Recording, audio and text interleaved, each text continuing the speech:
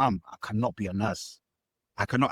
I just thought I was going to be Michael Jordan. Now you're telling me I need to go to nursing. There is no how. The correlation isn't correlated. Correlation from buckets to how to monitor and what? How? Hi, Tolu. How are you? How do you do? I'm fabulous. How are you? I'm very, very well. Thank you so much for making the time to come and speak to the Pivots&Paydays community. I mean, you're doing big things. Do you know what I mean? I like to be a part of big things. So here I am. The moment that we met was really quite refreshing for me because I remember how you introduced yourself and me being like a fan who has watched you from way back when and laughed at all the jokes and copied all your catchphrases. I knew exactly who you were, but it's so refreshing that you still introduced yourself as if I would have no idea who you were. No, man, it's the way I was raised. And also, it would be a bit awkward if I was like, don't jealous when you're like, who was that? You know what I mean?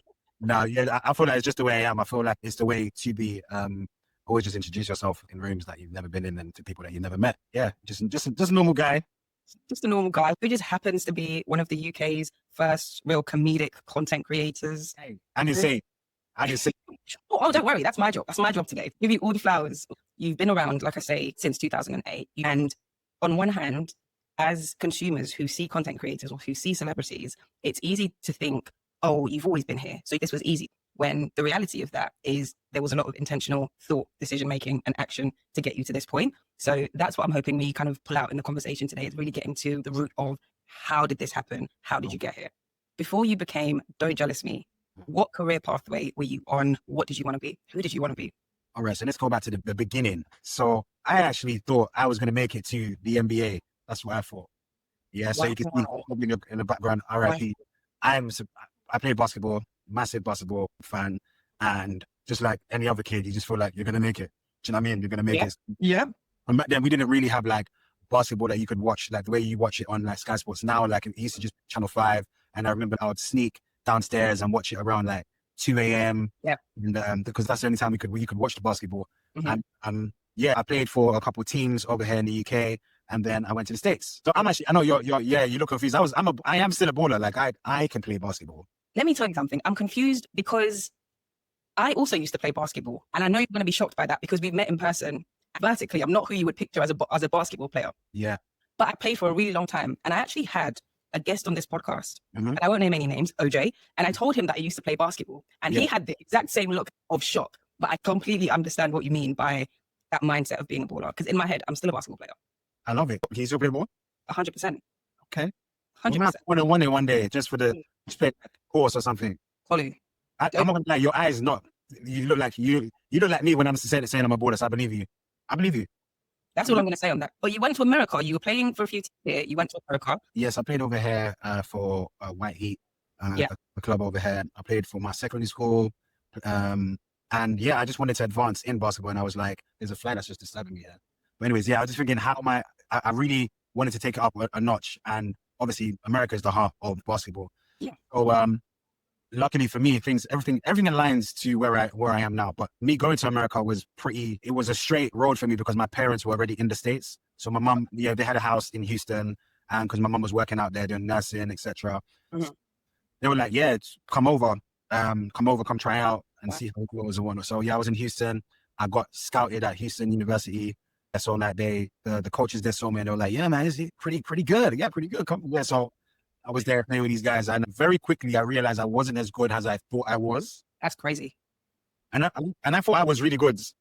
But as soon as I had trials with real American ballers, hustlers, that this is their bread and butter, you have to rethink. I had to sit down there, and still the heart within me was like, yeah, cool, yeah, like, whatever, man. I'm still gonna, you know. But very quickly I realized, I wasn't as good as I thought I was. Like, some serious basketball players out there, younger, even shorter, but they could dunk. I was in the trenches. It's different.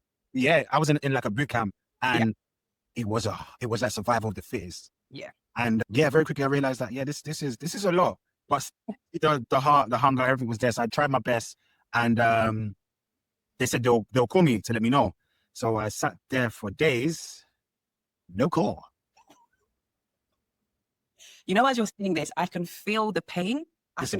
When you after the trials and when you were waiting, even though you knew maybe subconsciously that you weren't a baller like you thought you was a baller, were you still hopeful that it could. 100%. Especially the fact that like I got scouted. I'd been meeting with these guys. I had like a one-on-one coach who would train me, and then took me to the other coaches, and I was in the college. You know what I mean? I was at the college, and I was like, things are happening. Do you know what I mean? And very quickly, it was like, well, I remember like just waiting by the phone, like the films, just waiting. Nice when you're waiting, looking for your name there. Oh no, didn't make it. I was there looking for phone for time, no calls. Asked my mum, are you sure no one called? It landed. I missed it. Nah. Nothing. I called up. I got air. I got radio silence. That's how.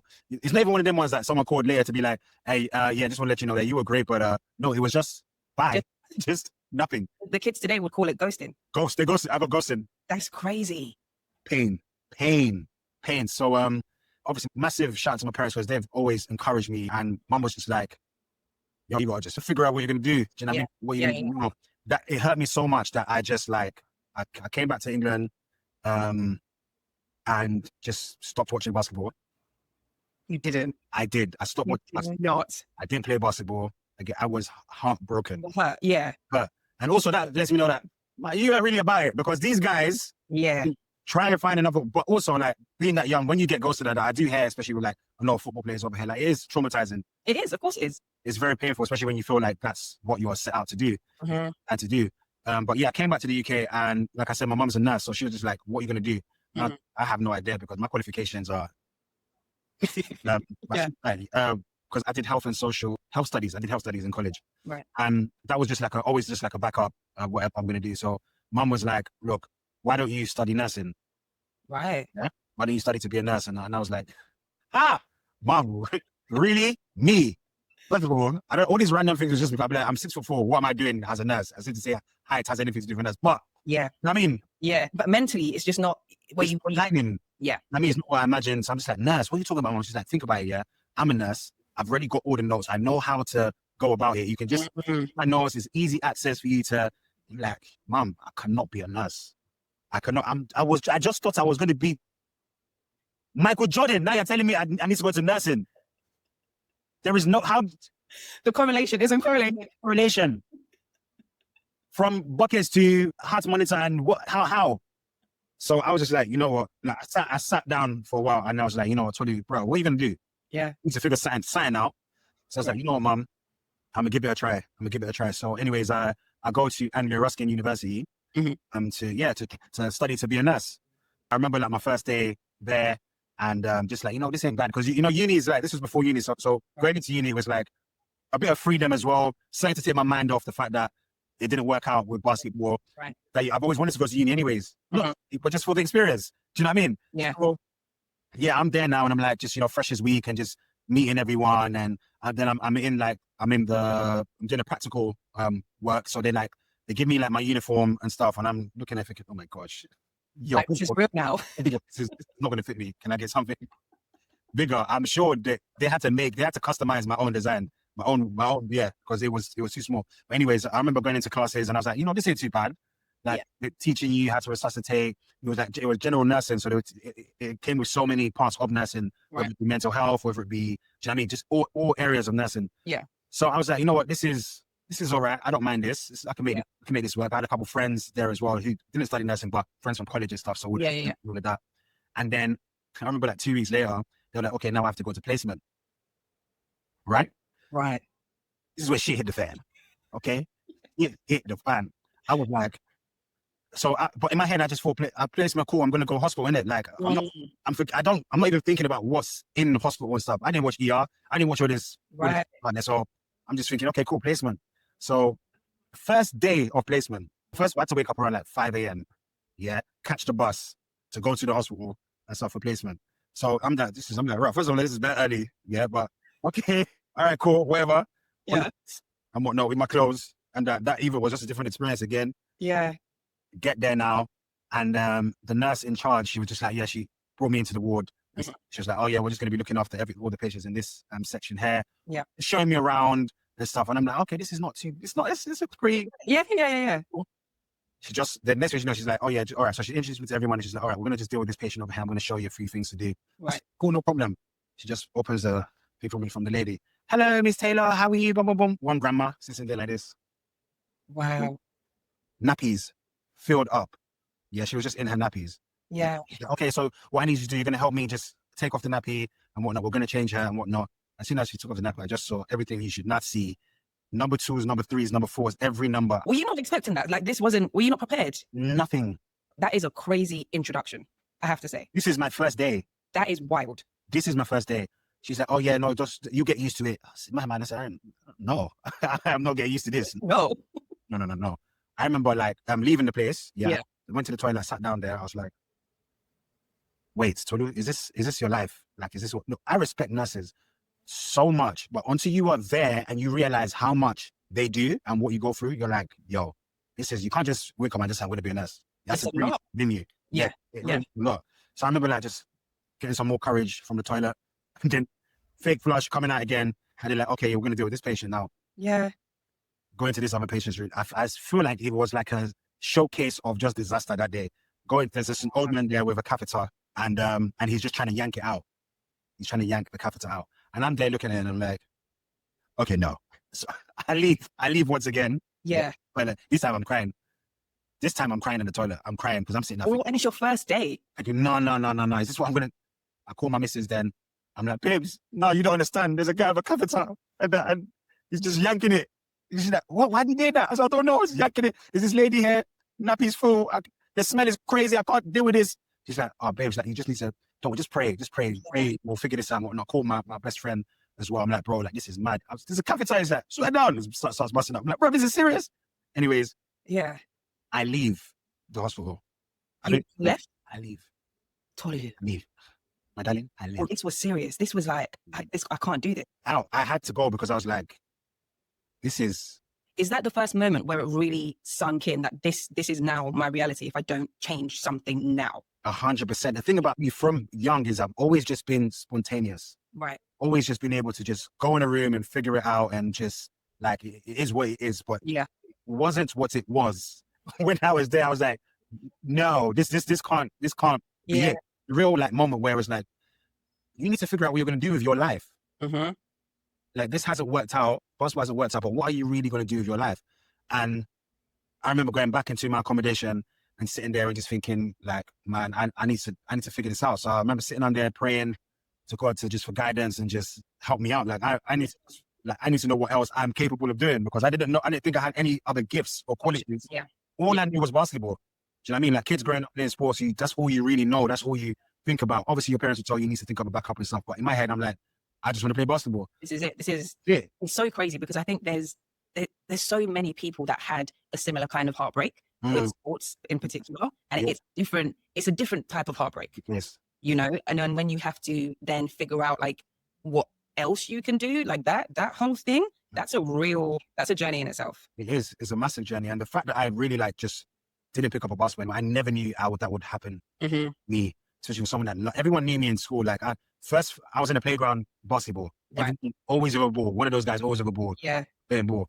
But yeah, I was in accommodation, and then I said a prayer to God, like, help me out. I need to figure this out. I can't go back to the hospital. Yeah. I can't do this. And I had dropped out, but I was still in the accommodation. Right. Because I had received bursary. So I thought, you know what, I'll make this work for now. Like, I just did tell my parents. Real solid African parents, did not let them know. Didn't tell them? No. So they so after you left that hospital on that first day, you didn't tell anyone that? The only person that knew was Yemi, my missus, Yemi, and Hervé. Those are the only guys that knew. Wow. Stuff. And my boy Rowan, who I'll tell you about. So so my friend Rowan, he went to Anglia Ruskin University as well. Right. His missus, and I've known him from college.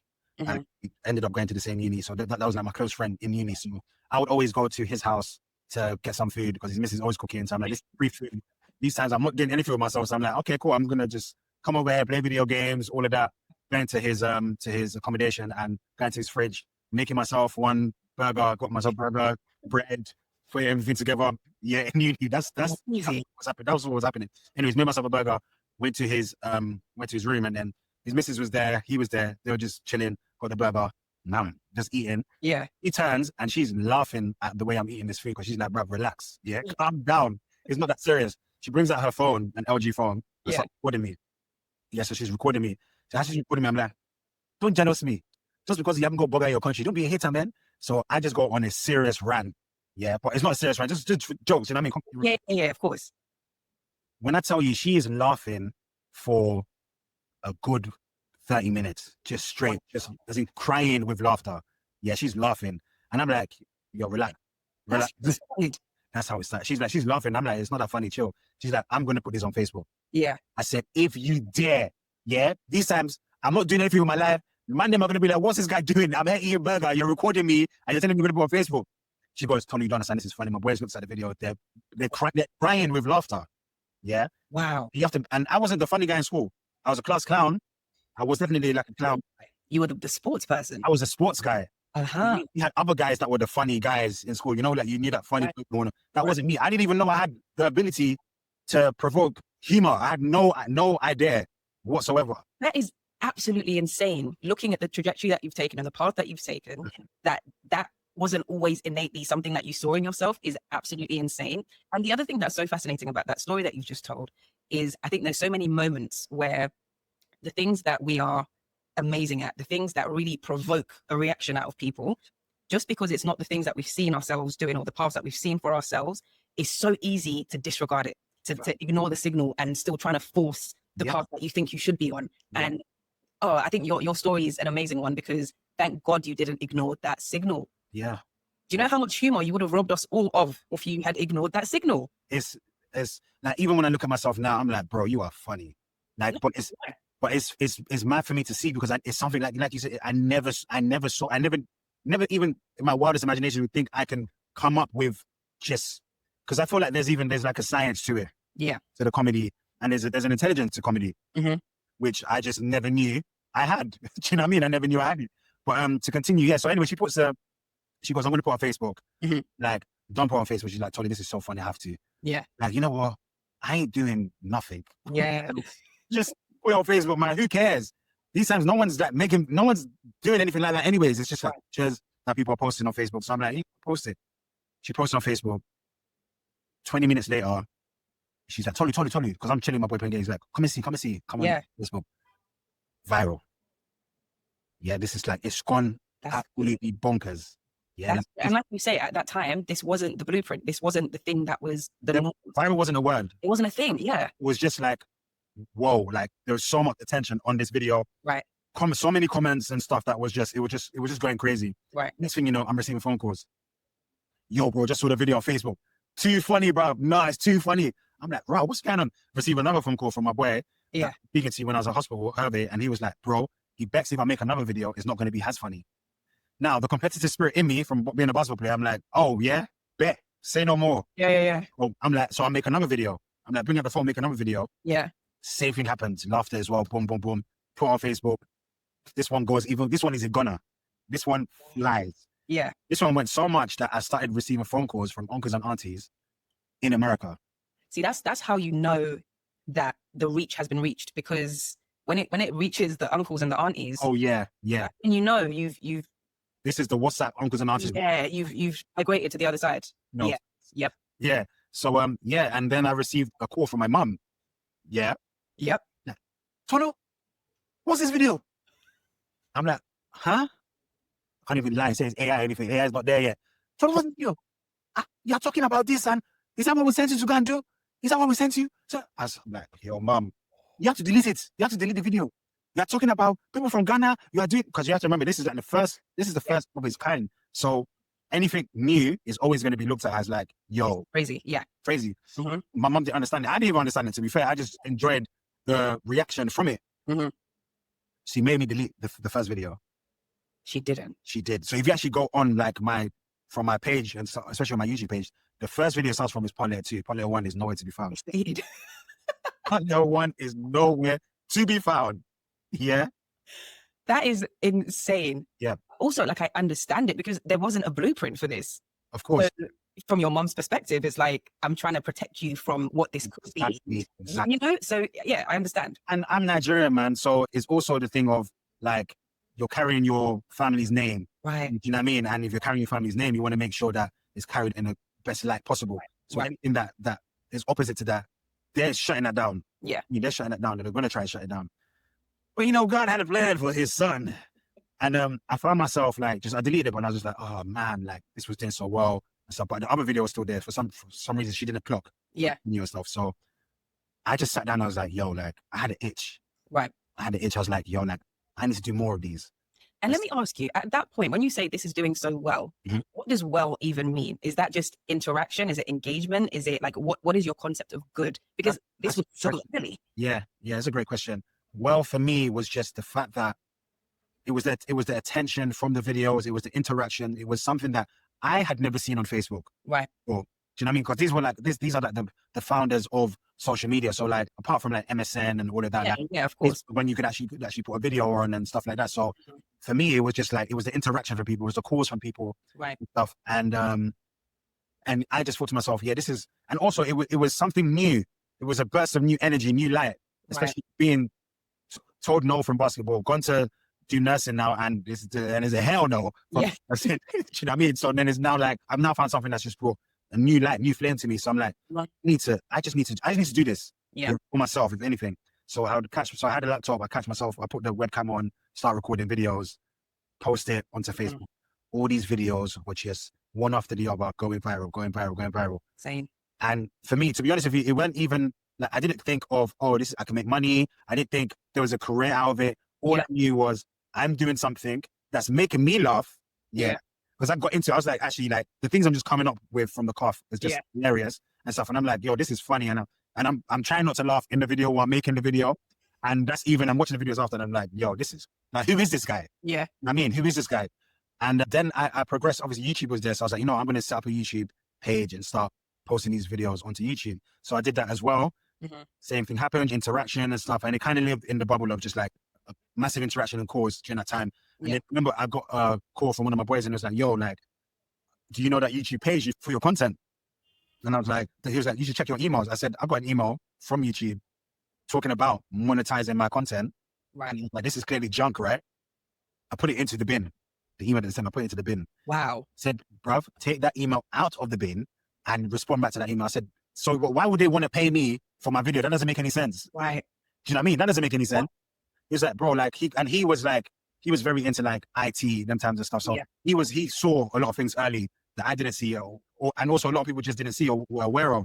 Yeah, so it wasn't a thing. The thing, do you know what I mean? I still was very skeptical about this. I was like, is everybody trying to play a game? You know what I mean? The prank. What do you mean you want to read the thing now? Even as I'm reading, I'm like, but this is a scam, bro. What do you mean? You want me to fill in these details and stuff? And because your videos have done this, we'll pay you per views. I sat down there, I was like, bursary is no more. I want to know I might as well do something. What's the worst that could happen? And I already made plans that, okay, I'm leave this accommodation, let's go back to my mom's house overhead. So anyways, I then fill in the details. I'm like, you know what, why not? Do you know what I mean? Fill in the details. I'm like, there's not, even if it is a scam, there's no money for you to take from before. Do you know what I mean? Do you know what I mean? So yeah, let me just do it. So done it and whatnot. And then I was like, oh yeah, typical, because it was like, at the end of the month, you receive a payment. I was like, okay, cool, whatever. So anyways, I'm continuing making the videos and whatnot. Then I get an alert that I've been paid. Yeah. I'm like, sorry, I've been paid. I'm like, there's no way. Put in my card and whatnot. Check my bank balance. Lo and behold. What? $5,000. Sorry? Pardon? I'm like, what? There's no way. Wow. Then they send me a check to my house, because them times they would send you like your letters for your AdSense. So they'll send you the letters and I saw it there. I said, hey, oh my God, what in heaven? Did you believe it though? Like at that point, did it sink in that this is no way, right? No way. I'm still here like I'm looking at the money and I'm still here like, this can't be real. No. From what? No. Surely not. Surely not. As soon as that happened, it just unlocked within me. Yeah. I was like, okay, cool. I found it. I found something to do. This is the thing. And then I just started going ham. Yeah. Creating more content, just trying to see how I can develop the content to make it better and bigger. Then I started doing like proper sketches, full-length sketches, because there's so many little short bits. Sorry, I know I'm going to burn them for this. No. You're actually, all of the questions that I have, you're hitting all of them. I get a lot of emails. I speak to a lot of people that are pivoting, and there's always this inclination that you need to have the entire plan, 5-year, 10-year plan figured out. But what I always say is like, follow your curiosity, follow the thing that you enjoy. And even if you can't see the step-by-step plan of it all, and you don't know how it's all going to connect and work out, something's going to happen. If you can create that momentum within yourself, if you can just start doing stuff and collecting data and figuring out what works, something is going to happen. And I think that's exactly what your story touches on. Is actually incredible. Thank you so much. Yeah, I definitely encourage people like to just start. Yeah, just start. Like that's always been a thing for me. I feel like being spontaneous was also a massive thing for me in general life, because I'm like, you never know who you're going to meet. Right. I mean, that's how we met. Do you know what I mean? We met at an event and stuff, but we just, hey, let's talk, let's speak, let's communicate. Here we are. Do you know what I mean? Here we are. At the beginning of the year, there's no way I never knew who you were. We never knew we were going to meet and stuff. So you just never know, but you just have to, do you know what I mean? You have to get your feet dirty, as I say. 100%. For me, this conversation itself is very surreal. You know, I started this a month ago.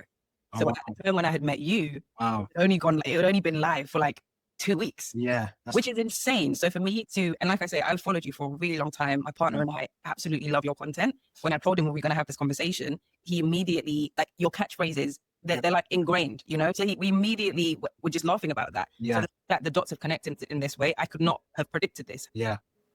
Yeah, no, it's wonderful, man. So got the checks, and I was like, I just locked in with the videos, and made more videos, and I remember like my mum finding out, do you know what I mean, that like this guy is still making the videos and stuff, yeah.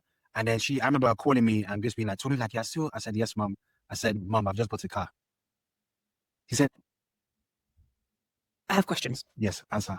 I have a question. Was it the fact that you had already started making money from this and it felt more real? Is that what made you be able to stand on that and be like, yes, mom, this is 100%? Because I'm like, in my head, I was like, I'm just making videos at this point. I'm just making videos. And like my videos are very like, especially from like an African parent's perspective, they're not understanding like the humor from what I'm doing. It's just like, this just seems like it's just insulting people.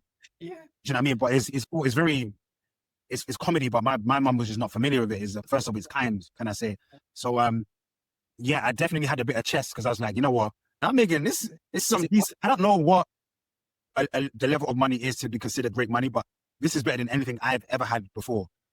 Oh, I'm like, you know what, I've got to just tell her. So I'm just like, mum, like, I bought a car. She's like, what do you mean you bought a car? What's money? You're using the money from thing to go and buy a car? I said, no, mum. I said, from my YouTube. From the videos. Up to where are you? I said, the videos. Eh? All I hear is her talk to my dad in the background. Well, you saying that he bought a carbon compact? Eh? What? But what car have you? Where did you buy the car from? He's trying to change it. Where did you buy the car from? Blah blah blah. I remember my mum coming. So we ended it with, you need to know what you're doing. She was still in like, you need to know what you're doing. Like, you can't just be doing these videos and blah blah blah.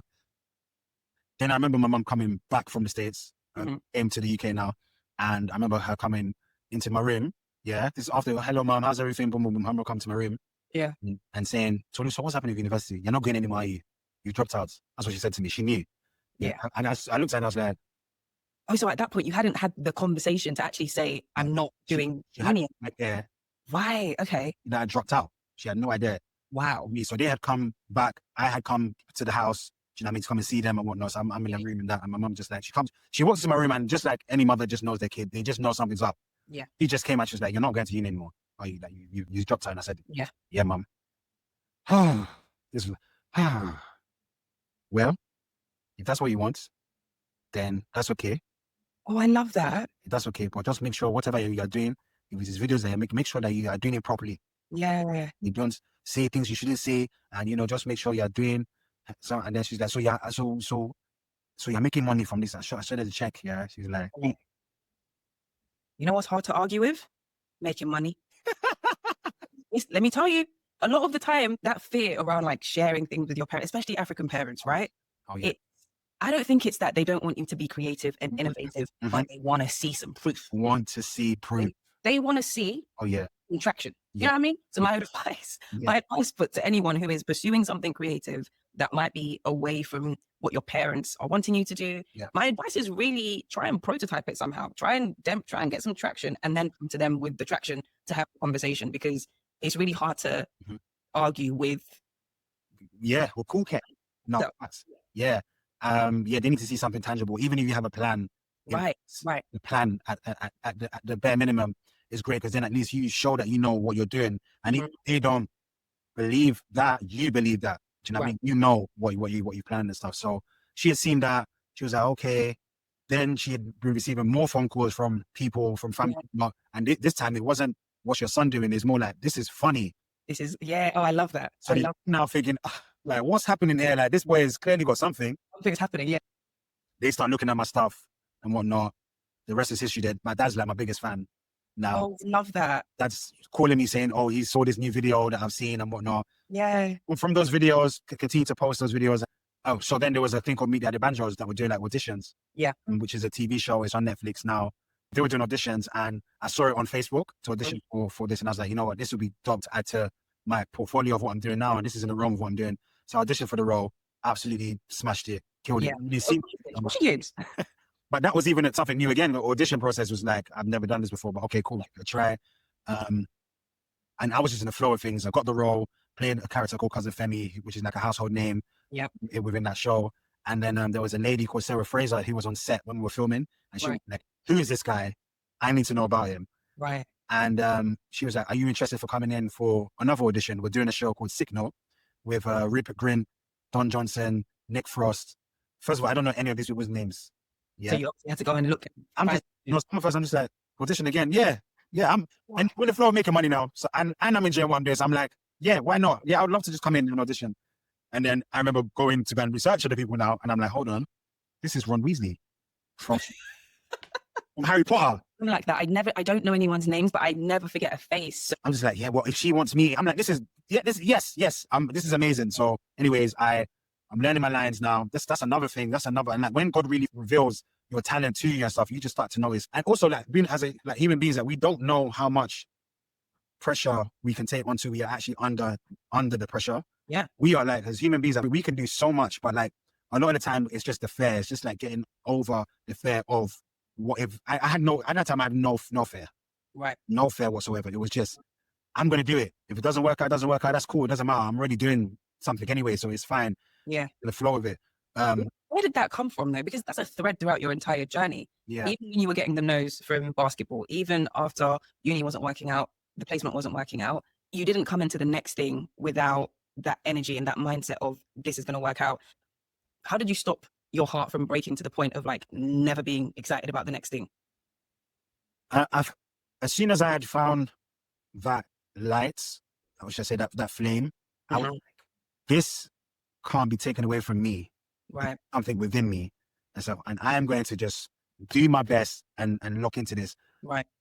Also, I feel like God for sure, like it was through a lot of prayers, and like my relationship with God and my relationship with my parents, because I feel like maybe it really does come from like my mom, maybe because my mom is a fighter. Right. And my mom has always just been, she's definitely been the one that throughout everything just encouraging me. You can do it. Yeah. You can do it. And it's okay if things don't work out. It's okay. It's not the end of the line. It's not the end of the road. Right. If it doesn't work out, do something else. My mom is the queen of that. My mom's had a hair salon. She's done a sewing business. She's in business in Nigeria doing this. If this doesn't work out, she'd do another thing. If that doesn't work out, do another thing. Love a pivot queen. We love it. Yeah. And I've really even with my missus now, because from her creating content, she used to do recruitment, and I used to tell her, look, madam, lead this. Come and do this. This is what you're made for. You're great at creating content. You're great at doing this. And it was a lot of are you sure? And it was and I got that from my mum of look, I said to her, look, at the end of the day, if it doesn't work out, then you just go back and do something else. Do the next thing. It's okay. It's fine. Yeah. But when I knew, I felt like as soon as I had looked into this, I knew this was me. Right. And nobody was going to take that from me. Yeah. Yeah. Nobody was going to take that from me. No, I was not going to receive. It didn't matter what you were going to tell me. I knew I was thrive doing this. Yeah. I mean, I knew I was going to thrive doing it. But anyways, did the audition, got the role and stuff. Yeah, got the role. I'm in the car with Ron Weasley. Yeah, I'm playing his best friend in the show. And I'm like, this is the guy from Harry Potter. This is wild. And this wasn't because you were eating a burger in the kitchen. Because I was eating a burger. Yeah. Yeah, wild. And yeah, the rest was history from there. Got an agent, started doing more TV and film work, and Don't Jealous Me became a household name. Do you know what? Do you look back on your journey from the vantage point that you have now, and does it feel real yet? Or do you still have those moments of what's even going on? Yeah, it still doesn't feel real sometimes, man. it doesn't feel real sometimes. Even when I look at myself now, I'm married with 2 kids. I'm like, this is my dream. Right. That's really my dream. Do you know? Right. Everything else is just like, and it's a bonus on top of that. But it's like, it really, yes, a lot of the time I look back and I'm like, yo, this is wild. Yeah. Sometimes it feels like a blur as well. Like before COVID, I was in the States every year performing at different colleges. I remember even when I received the first email of, we want to fly you out to come and perform. I'm like, sorry, Harvard called me. That was the first time you flew to go and perform at Harvard. I went to perform at Harvard. I was in Boston. I got there. And these times I know Harvard, but I don't know Harvard. I mean, we all know Harvard, I right? mean, we all know Harvard. You know what I mean? Oh, Harvard. Parents want us to go to Harvard or Cambridge or Oxford, you know? So like, I know Harvard, but I'm like, wait, even when I'm seeing this email, I'm like, Harvard, why, what do you want with me? Like this is a home of intellects. Like, what do I possibly have to offer? I get there, yeah. Easy. I'm seeing fans like I've never seen before. Like, yo, man, love your videos. Crazy, I'm from Nigeria. Boom, boom, boom. It's Insane. unbelievable. And yeah, I toured around. I've been everywhere in the States, Canada, Australia, just doing shows, etc. Yeah, it does feel like a blur sometimes. It does.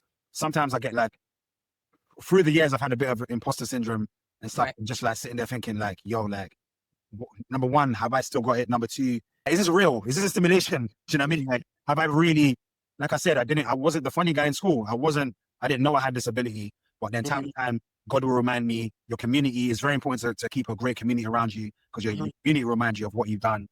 Your people remind you of what you've done and what you've become. And I think that's what keeps you grounded and it keeps you knowing that there's always more. And me, I still feel like there's still levels for me to go. And, I was thinking about this, for me, your journey is a really brilliant case study for creative longevity. Like we mentioned in the beginning, you've been doing this for a really long time. Yeah. And I have this formula. I have a lot of formulas, but I'll tell you about this formula. I think that the formula for creative longevity is authenticity. So who you are and what you stand for, plus consistently pivoting. So that consistent reinvention, but you carry that authenticity with you into the pivots, into the different types of content. Right. So in your example, we've seen you go from solo content, we've seen you go into acting, we've seen you do comedy, we've seen you have a family. Your family's hilarious, by the way. You've got such a gorgeous family and they're so funny, but now you're doing family content. And throughout all of that, you're still you. You still have that core. And that's why so many of us follow you and absolutely adore what you're putting out. And that's how I think you've managed to keep that longevity. So tell me what you think about that formula. And is there anything else you would add to it? That is wonderful, by the way. That formula is great. Thank you so much for your kind words. And I feel like that formula is actually, you're spot on. Yeah. You're spot on for sure. I think being authentic is like a key ingredient for creative, for human beings, full stop. Like everyone loves someone that's just them. Yeah. And sometimes you may meet someone that's just like, yo, why are you even like this? But you respect the fact that they are them. Right. Do you know what I mean? They're unapologetically themselves. Do you know what I mean? 100%. And yeah, to be honest with you, I don't know what I would add to that formula. I feel like that formula is spot on. I feel like for sure, being authentic whilst pivoting, and also just being in love with whatever you're doing. Being in love with your craft. Because once you're in love with your craft, you're going to find new ways, anyways, to just, do you know what I mean, up the levels and like, what can I do? And so something that I encourage people to do a lot of the time, self-evaluation. Like I sit down a lot of the time and I evaluate. Yeah. How can I make this better? 100%. Is it making sense and whatnot? And I'm definitely my harshest critic. That's for sure. Yeah. At the time I'm like, in my head, I'm just trying to do the best of the best. And also sometimes like just having that, being spontaneous in the moment, you can create magic. Magic. You don't really need to like put everything down on paper. Like just do. Yeah. Dude, that's a lot of my content that I've like done exceptionally well. I didn't even think about it. Yeah. Didn't think about it. Just put the camera on, recorded, and the rest was history. But yeah. What I'm hearing you say is that my theory is 100% spot on, and I should also be invited to Harvard to maybe teach it. That's what I heard. Yeah. I actually think, even after this, like if you can maybe like write down the formula just so I can see how I can implement it very well. I feel like you've got a strategy. Do you read all those books in the back, by the way? Have you read all them? I've read, no, that's not true. I've read maybe 90% of them, but the rest of them I want to read in the next 6 months. And then when I get to the end of them, I switch out the books on the shelf so that I'm just always looking at them. Love that. Yeah. We're big readers in this household. Oh, Oh man. So I have another question for you, which is we spend a lot of time thinking about the pivot and the transition. And I think you've done a fantastic job of like taking us through why you pivoted, what you were doing before the pivot, what you were doing before we know you as who you are now and who you are today. Yeah. But when you get to the other side, was it everything you expected it to be? And is there anything or any parts of yourself that you had to let go of to fully be able to like live in this and excel in this space once you arrived here? Excellent question. Is it everything I thought it would be? Yes and no. I would say yes in the sense of like me just being able to meet new people that are creatives like myself. And Right. that was lovely to be in an environment of people who think a different way and but are still creative and the people that you can just learn from. So I feel like that was just nice to see. Do you know what I mean? That was like something that I'd always envisioned that, okay, like if I do this and I meet this person and whatnot, how are they going to be and stuff? How is that workspace going to be? So Right. it was nice to see that. But at the same time, on the other side, there's also a lot of people that were just not what you expect them to be. Do you know what I mean? And very quickly within that space, you realize a lot of people are putting on a mask. Right. This is why it was so refreshing when I met you. Yeah. Don't meet your heroes. Don't meet Yeah. the people that you admire because you just don't know what that interaction is going to be. Yeah, I've got stories. I'm probably not going to share them today, but I've had stories of people Really? I've met that I like. Tell us one, but don't say names. Don't say names. So there's one. So I just remember one time. If I might, should I say the name? Okay. So there's one time I was in LA. Yeah. So they flew us out to LA to do the BT Awards. So Right. we like do some content for the BT Awards. It was me, Mo Gilligan, and a few others. Yeah. So yeah, I remember me, Mo the comedian. We were chilling and like we had the BT Awards. We just see everybody. Right. It's so surreal. It's like, oh my gosh, that's Rennie, that's this person there, that's this, everyone just hilarious. Everyone that is, Right. you know, within art, not to even say like Busta Rhymes and all these other artists and actors and stuff. We saw everybody somebody was there. Right. And then I remember one lady was there. So I remember one of my videos went viral. Yeah. Right. Like Justin Bieber had posted it on his story. Then she had posted it on her page. This video just going viral. She posted on her page.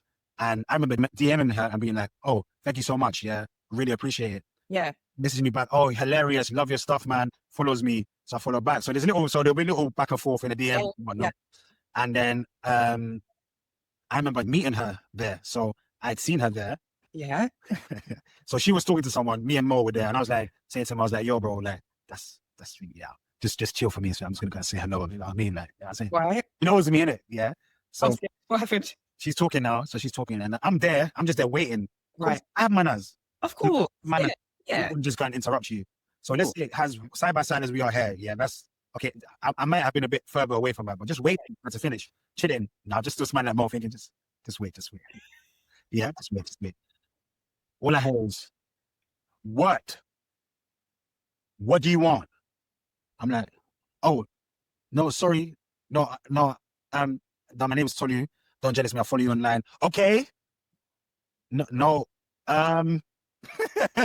No. Did you faint? Because I would have fainted personally. I started explaining myself that we follow each other, you DM me and whatnot. This is so rude. Why do you think you could just stand next to me when I'm having a conversation with my friend? My friend looks at me, is like, yeah, what are you doing? I said, oh my God. Mo comes now. You've needed to swallow me whole. That is insane. Mo is next to me now. She looks at Mo, she goes, your friend is so rude, like, teach him some manners. We're there smiling and laughing, thinking, like, this is clearly a prank. This is comedy. Like, these guys are taking the piss. She's like, yeah, go, guys, go. We walked away.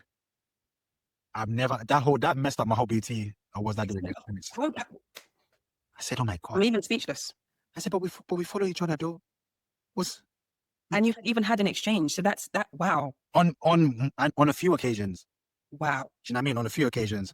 But yeah, that's just one. That's one of a few. But yeah, I feel like a lot of people, I don't know, she could be having a difficult day, you know, could have been on some stuff. I don't know. What I do know is a lot of people don't appear to be as they seem. Right. For sure. Do you know what I mean? A lot of people, like the expression fake it till you make it. Some people are just faking their lives till they make it. And I feel like in this world of social media, it's become even worse now. Right. Everyone just wants to like, if you actually ask them why they want to make it, they haven't really got answers for you. want to be in the limelight because fame is very addictive. Yeah. It's very addictive. Fame is very addictive. Just like people, attention's addictive. It's currency now, and people will do anything to get it. And I'm just not one of those people. Yeah. Like as much as I love like the fact that I make people's days. Yeah. But more time, I told you, like I'm actually very introverted. Yeah. I'm very introverted. Surprised me. That really Yeah. surprised me. But I mean, of course, right? Because you've got this persona, you're in the public eye and you have been for such a long time. Yeah. So that surprised me. But then having a conversation with you, it was like, do you know what, this makes sense? Yeah. And I feel like a lot of the industry events and stuff I went to really put me off human beings and stuff. Cause I'm like, a lot of these people are so fake. Jarred me because I'm like, yes, like my character is especially for a lot of my comedic content that I make is with an African accent. And it's a character. Do you know what I mean? Don't Jealous Me is a character. But I still feel like once you get to know me, you know, he is still himself even within that character because my character jumps out within just being a Nigerian guy. Do you know what I mean? Putting on that accent and stuff. Yeah. But like when I meet some of these guys, I'm like, you're not even like, just, please. No. And very quickly I realized, you know what? I'm not here for this. Yeah. Yeah, I'm not on this.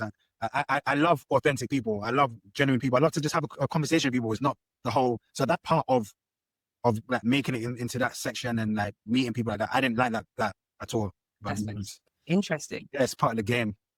But it's funny because you've still managed to navigate in such a way where I feel, obviously from the outside looking in, you have maintained that authenticity. And I think where a lot of people haven't managed to have that level of longevity, you have, because you connect with your audience in such an authentic way. Yeah. Even as your content has evolved over the years, like I said, you've maintained that core, that the part of yourself that we all resonate with. And that comes from being so yourself, that we all see ourselves in that. Yeah, no, for sure. No, I agree. And it's very nice to hear also.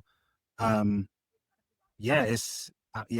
also just very introverted for sure. Really? Sure. Yeah. I feel like very quickly I realized also like within like the height of Don't Jealous Me that I was like, yo, like everyone coming to me at once. Like it's lovely. Right. It is lovely. Like I remember when Westfield had first opened up in Stratford. Oh my gosh.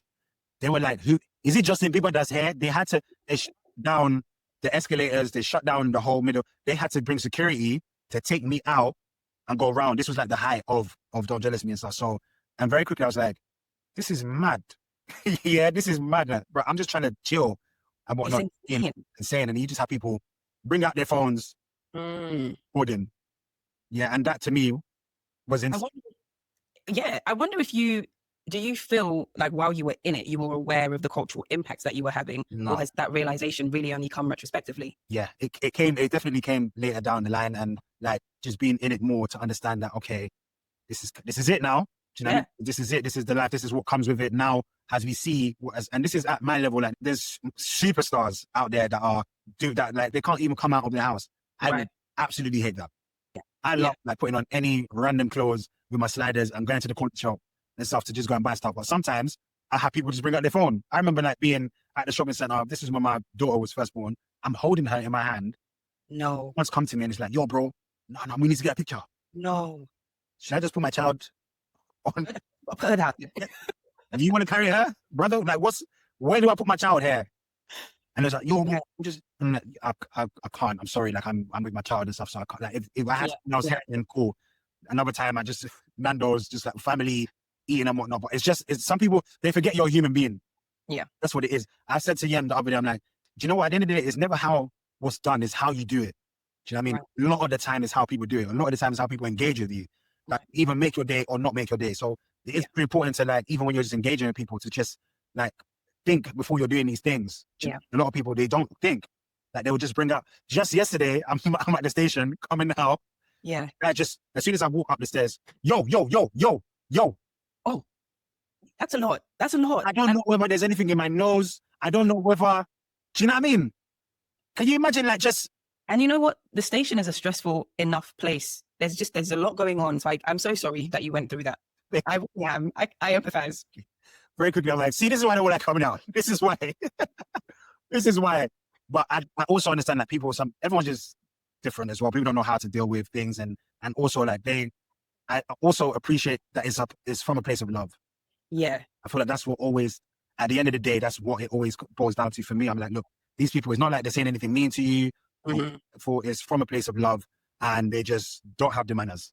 But yeah, It's interesting you say that though, because I think there's a lot of humility that is required to even see it from that perspective, because you're right. Like the things that you're able to do now, the life that you're able to have now, you're very much living in an answered prayer from way back when, yeah, you were in your friend's kitchen and you didn't have a lot going on, and who you are now and who you were then, like that person yeah, would have been praying yeah, facts. for the guy. Do you know what I mean? So there's a lot of humility. I think that it requires for you to even be able to see that perspective and say, do you know what? I understand it's coming from a place of love. Yeah, yeah, no, for sure. As you're making content now, what's your why right now? Because your why when you started was probably, I want to have something going on for myself. I want that new energy. I want something to be a yes. I want to win at something. Mhm. But what's your current why? What's the thing that keeps you going? What are the paydays you're looking for from still doing this? My why now is ownership. That's my Okay, why now. Yeah, interesting. my why now is ownership. Like, and it's not like I don't own what I do already. I do, but I have like bigger ambitions and dreams now. And I'm like, actually, within our community, like, there's no real ownership. Hmm. And I'm really like, I was having a conversation with my boy the other day, and I'm like, yo, we need to take the level up to a different level now. Right. And like, I enjoy what I do. I love making people laugh and stuff. But I'm like, okay, on the other side of this, like, how do we create the millionaires? Do you know what I mean? How do we really amp it up and take it up a level? And I feel like, yeah, for sure, like I feel like my legacy is cemented within the game, but there's still levels within that. Do you know what I mean? And I want to create building blocks for these new guys coming in as Right. well. Like, so like I'm working, me and the missus setting up like a production company to actually like Right. release content, and like I just want to get like these new, because there's so much now, especially even within the UK. And I feel like a lot of people just don't have that direction. And And what, infrastructure, that playbook, like it's still, back when you started, I suppose there was like a lack of a blueprint. yeah, Now it's the opposite problem when there's the oversaturation of information and definitely. there's so much of it. You don't, it's quite loud. Oh, It's hard to know what to yeah, believe, what to then run with. yeah, no, for sure. It's overwhelming. It can, with so much happening, you can definitely lose your direction and even lose yourself within like just seeing everyone else. Like I, Mhm. what I talk to, and it's kind of like, right, but this person's doing this and that person's doing that. And it's Right. like, yeah, that's fine, but you are you. No, and that's why you need to be authentic, because nobody can be you the way you are you. Right. Only so you can have as many dupes out there as possible, but no one is going to be you. Yeah. So yeah, so I'm really like, my why now is ownership, um, legacy for sure. Mhm. It's, do you know what I mean? Family.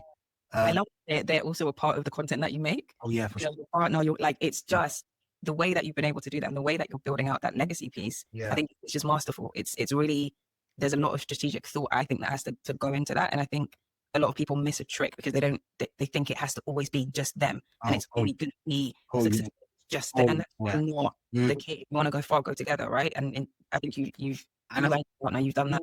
I love the fact that you mentioned that, because I feel like right now more than ever, like that's where my mind has been going, Hmm. to like, we need to do this together, Right. especially the Black community. We need to really lock in together. Everyone else does it. When it comes to us, everyone just feels like there's more than enough for everyone. Yeah. So that's definitely where I'm at. And yeah, I ain't gonna lie. More than I think about it, my bigger why is definitely my kids. I can't lie. Yeah. After my son was born as well, I'm like, yo, like I want to give these guys the world. Every, yeah. I want to give them the world, and I want them to also grow up knowing that they can have everything they want Right. as long as they just believe. Do you know what I mean? Believe in God at the top of everything. People don't know that my daughter is the funniest person in this house. Wow. I She, mean, it definitely comes through. She seems to have just such a light about her, and she's such a natural. yeah, unbelievable. Like, she's 7, but she's so artistic. She's so intelligent. Yeah. Book savvy, smart. Her humor is you forget you're talking to a 7-year-old. Like, Wow. it's so surreal and stuff. And now that I got my little boy as well, I'm just like, yo, like, okay, like it's very important for me to just have my family just never wanting. Do you know what I mean? Never wanting, and also for them to understand the hustle as well of it all. Do you know what I mean? It's not like, it's definitely not light. And yeah, man, just keep it going, keep the legacy going. Absolutely. Yeah. So, to bring it back to kind of pivoting, and obviously your journey has been incredible. For other people that are going through that similar trajectory or similar journey, Mhm. so they're doing something, they know that this is not the path I want to stay on. I want to do something else. What's one piece of pivot propaganda you would tell them not to fall for? I think one propaganda for me personally that I feel is when people say to them, "Oh, bro, stick to your lane." That's what I feel. Like, I feel like that sticking to your lane Yeah. always boxes people. It boxes Yeah. people up. Do you know what I mean? Like, I feel like there's so much within people. If I had stuck to my lane, I wouldn't be doing so many things that I'm doing now. Do you know what I mean? Like, I've got kids book, and I've got an app, Amazing. a game app. I've done so many different things, and that was just always because in my mind, I'm like, I believe I can do this. I'm going to do it, Right. and whatnot. Do you know what I mean?